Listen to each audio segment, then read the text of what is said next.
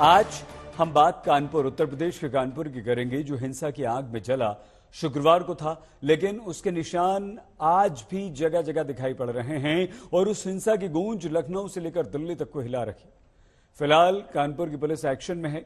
Police ने आज भी 5 आरोपियों को गिरफ्तार किया और इस तरह से अब तक हिंसा के कुल 29 आरोपी गिरफ्तार हो चुके हैं। मास्टरमाइंड हाशमी समेत 4 आरोपियों को 14 दिन की न्यायिक हिरासत में भेज दिया गया है। लेकिन बीजेपी ने आज एक बहुत सख्त संदेश दिया, जिसके बाद पार्टी के प्रवक्ता पर गाज गिरी। नूपुर शर्मा को पार्टी से सस्पेंड कर दिया गया। लेकिन सबसे बड़ा प्रश्न ये कि बीजेपी के इस एक्शन से राजनीति थम जाएगी और साथ ही साथ दिल्ली बीजेपी मीडिया प्रभारी नवीन कुमार को भी सस्पेंड किया गया।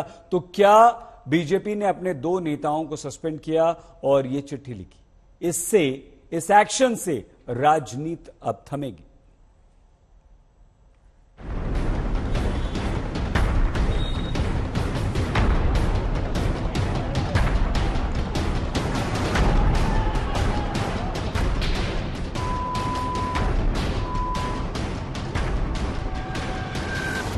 जब कानपुर में खुल रही दंगाइयों की फाइल्स,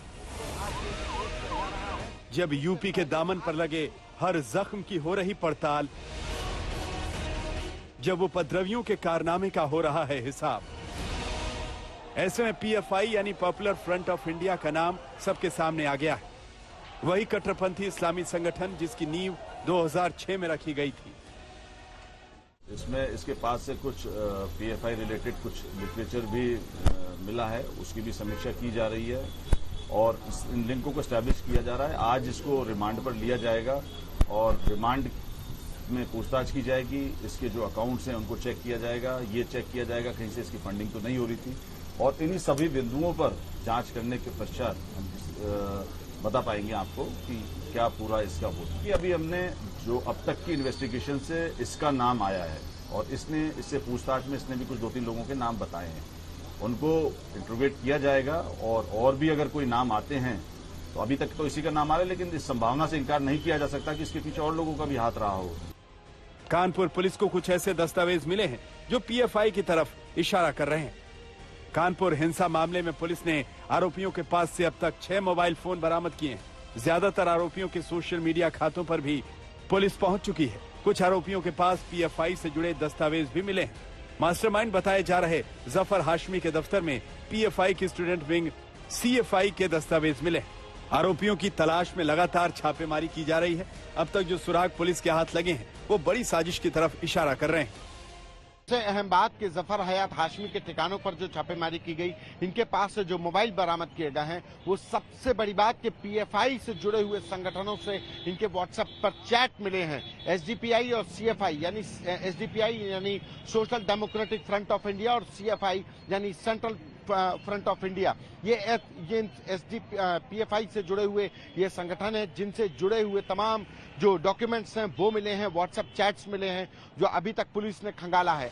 जब कानपुर दंगों की आंच में चल रहा था तो मास्टरमाइंड जफर हयात हाशमी लखनऊ में छिपा हुआ था, जहां से वो अपने यूट्यूब चैनल के जरिए आग भड़का रहा था।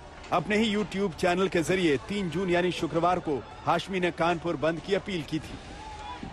उत्तर प्रदेश के कानपुर में हुई हिंसा और झड़प के बाद पुलिस ने जो मेन साजिश करते थे 4 लोगों को गिरफ्तार कर लिया है और गिरफ्तारी लखनऊ से की गई है।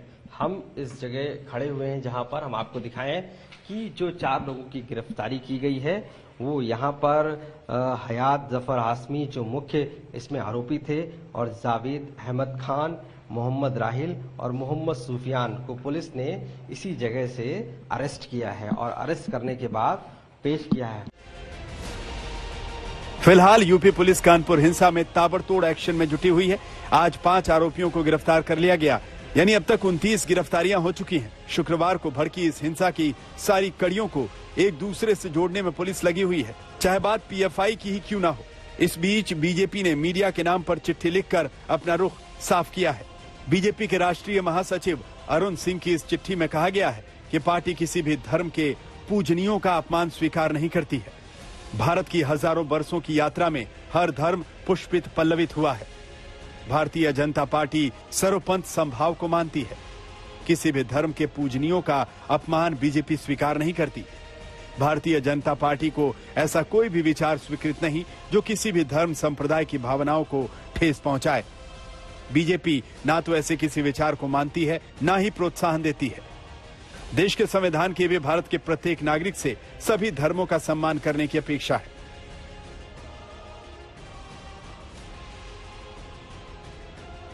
बीजेपी की चिट्ठी में नसीहत भी थी और चेतावनी भी, उनके लिए जो दूसरे धर्मों का अपमान करते हैं, उनके लिए जो दंगे भड़काते हैं, उनके लिए जो धर्म के नाम पर हिंसा को बढ़ावा देते हैं। और इसका असर भी चंद घंटे में ही देखने को मिला। बीजेपी ने प्रवक्ता नूपुर शर्मा को सस्पेंड कर दिया। दरअसल नूपुर शर्मा ने एक टीवी डिबेट में पैगंबर मोहम्मद पर आपत्तिजनक टिप्पणी की थी, जिसे लेकर विवाद और बवाल बढ़ गया था। इसके बाद बीजेपी की किरकिरी भी हुई। विपक्षी पार्टियां लगातार हमलावर थीं। सीएम योगी के पहले कार्यकाल में एक भी दंगे यूपी में नहीं हुए थे, लेकिन दूसरे कार्यकाल में कानपुर हिंसा ने साख पर बट्टा लगा दिया तो नूपुर पर बीजेपी को गाज गिरानी पड़ी। बीजेपी ने नूपुर शर्मा को सस्पेंड कर संदेश साफ दे दिया है कि पार्टी ऐसी बयानबाजी बर्दाश्त नहीं करेगी। लेकिन क्या विपक्ष की सियासत यहीं थम जाएगी? क्या कानपुर के दामन पर जो दाग लगा है वो साफ हो सकेगा? कानपुर से संतोष शर्मा, लखनऊ से आशीष श्रीवास्तव के साथ आज तक ब्यूरो।